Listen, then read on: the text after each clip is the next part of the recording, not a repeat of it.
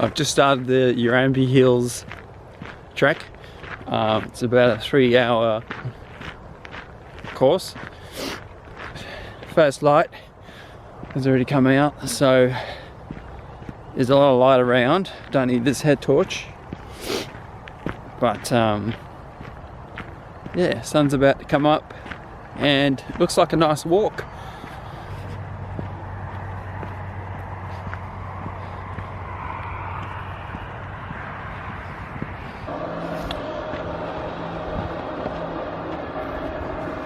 It's only been about 5 minutes, and there's some kind of a infrastructure over there making a lot of noise, but we're just about to go from the open scrub into some kind of a forest, which is great. Entering another world. Here we are. These trees are really unique looking, and we're about to go into a different type of landscape, which is always exciting. Look at these flowers, these are amazing. These little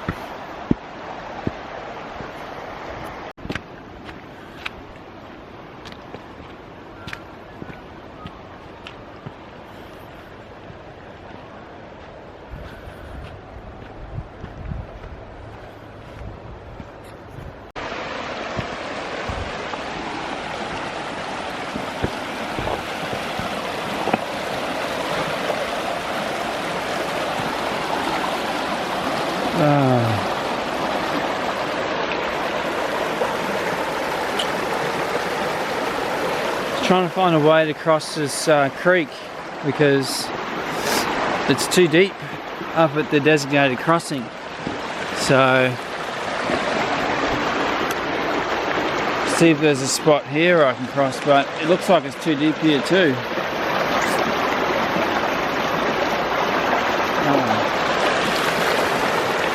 Maybe I can find a spot further down.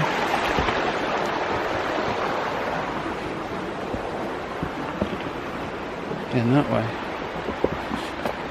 Oh. So I've been messing around. I went off trail and then realised I've come back onto the trail and realised that where I was meant to cross, it's too deep. My boots aren't providing enough protection. And I can't see anywhere to cross. There's a couple little spots here where people have made a path, and now I know why.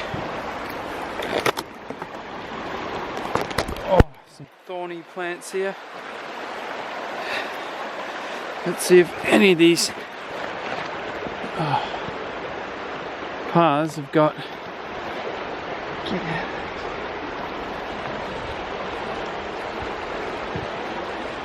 any viable passes of the river. Oh gosh. I could just take my boots off, cross, and then put my socks and boots back on again. That's an option, isn't it? The water will be flipping cold and slimy. I could risk a fall, but I could also make it across, put my socks and boots back on, and my feet will be warm probably quite quickly. Oh gosh, it's just not giving me any options here.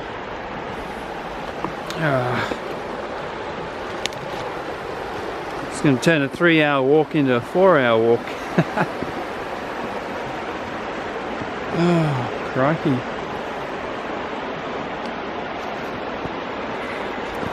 You can see people have come down here.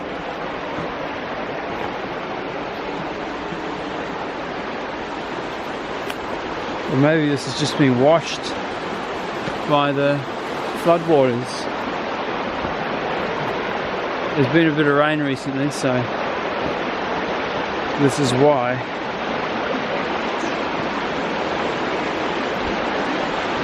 These Vibram soles I've got aren't the best for rocks. They get quite slippery, so I'm a bit reluctant to go across here, but I'm gonna give it a crack, see how I go.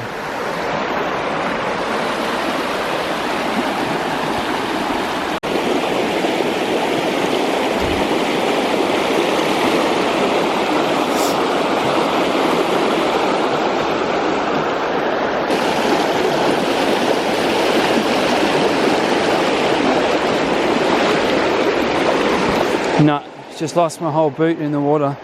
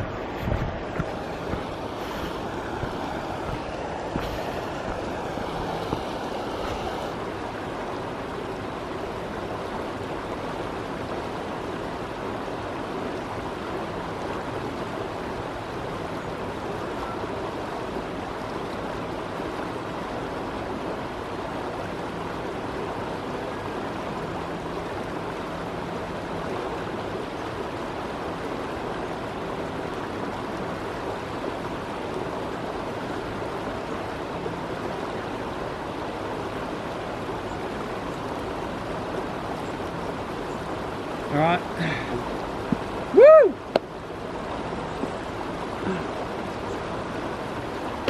Oh, this is going to be a killer.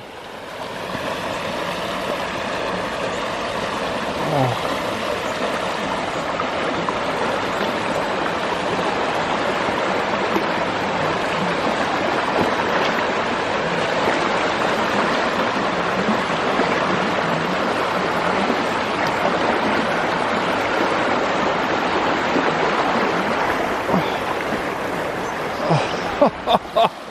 Just made it across that.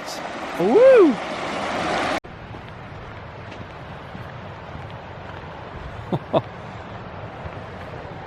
Get out of it. That river I just crossed. There's a bridge up ahead. Those cheeky buggers on all trails, hey? They maybe cross it by barefoot. And now I'm crossing back over it to back to the original side via this lovely footbridge. Oh, only for adventure, hey? You just gotta laugh. Worth it.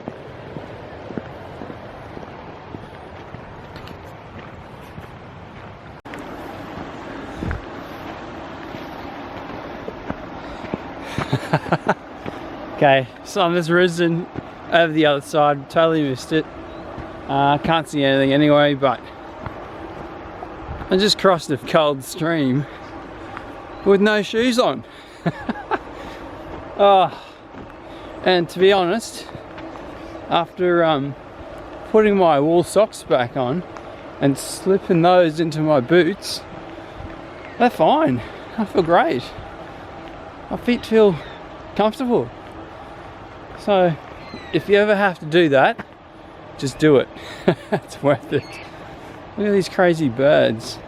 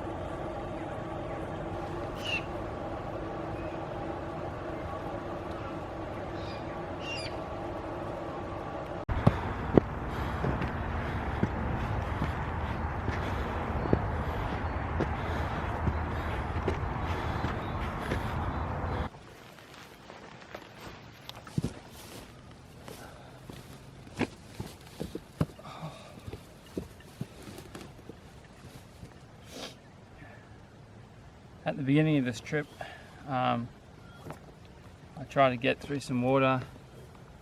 It was too deep for my boots. I went to another spot and my left foot fell in a bit deep.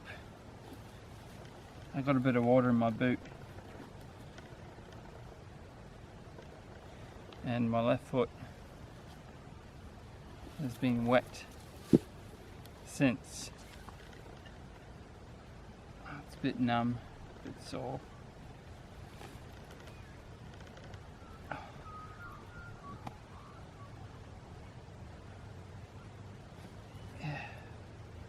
Tips of my toes are fairly numb. So I wish I'd just taken my boots off at the first instance, because my right foot didn't fall in the water at the second crossing, but when I went back, obviously I took both boots off and walked through the water barefoot, and my right foot is completely dry, comfortable and happy. My left foot, as I said, it's numb. There's still moisture in the sock. So, lesson learned.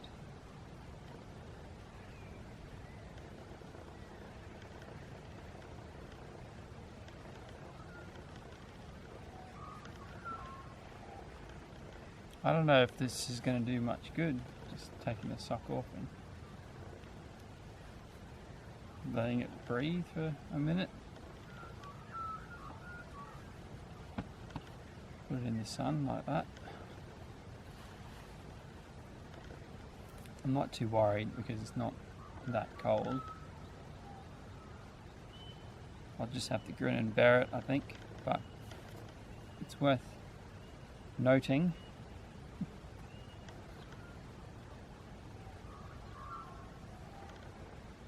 Dry feet are happy.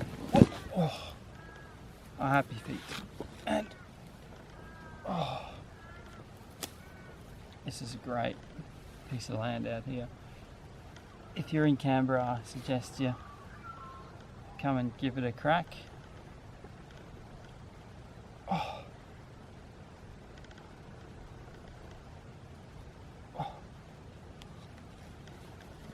The All Trails trail is a bit all over the shop, but it's not too difficult to navigate. You just have to go through some old paths which are no longer in use, and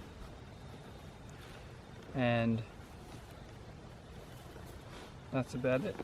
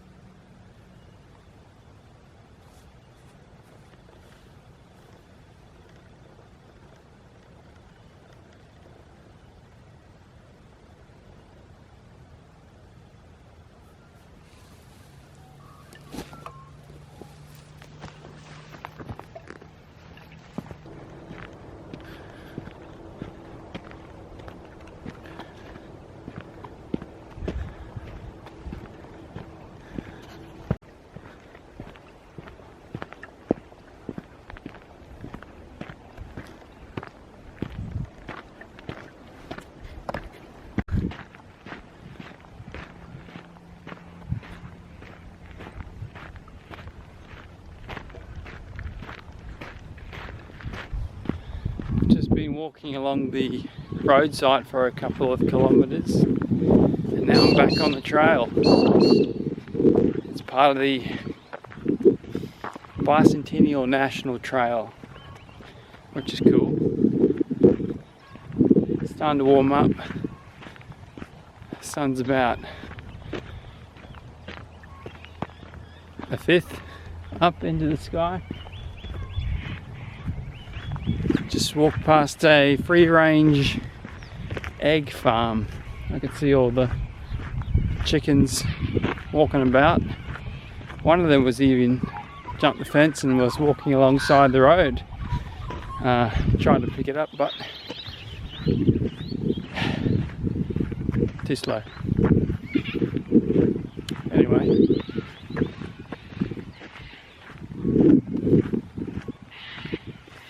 And here's a golf course. Bicentennial National Trail right next to the golf course and the chicken farm. Classic.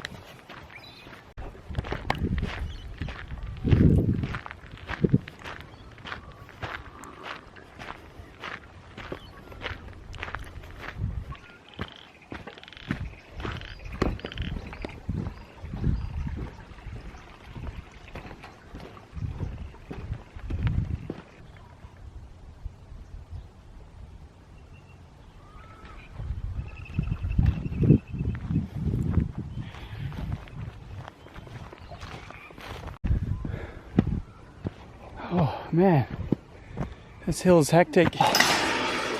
Oh. How's that for a view? Aye, that's the go.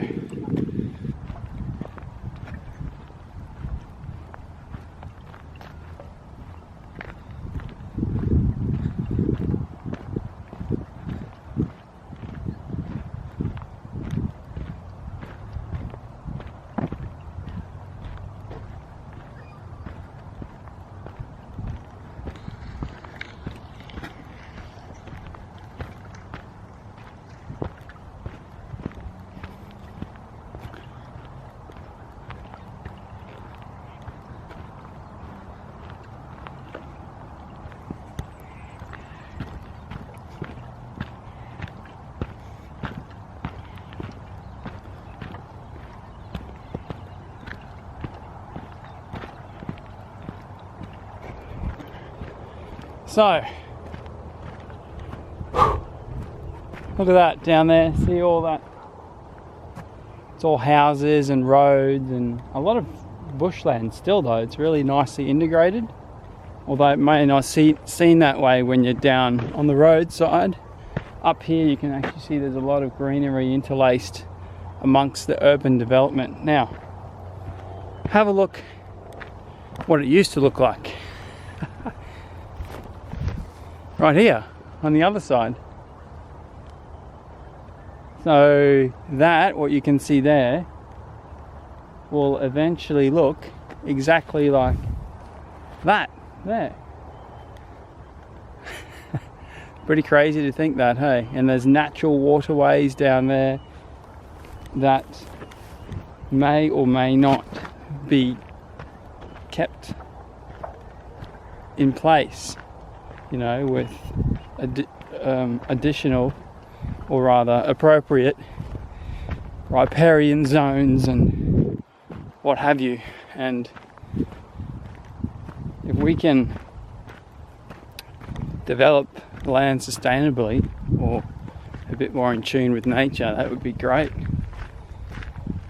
I think we're doing a good job at the moment in some areas, and we can do a better job in some ways in other areas. But it's a interesting snapshot in time where we can actually see this. But in 100 years time, when that is developed on the other side, this will be different and we won't have this lens that we can look upon this land. So I think that's interesting, and it's a very special moment in time. And here it is. You're welcome.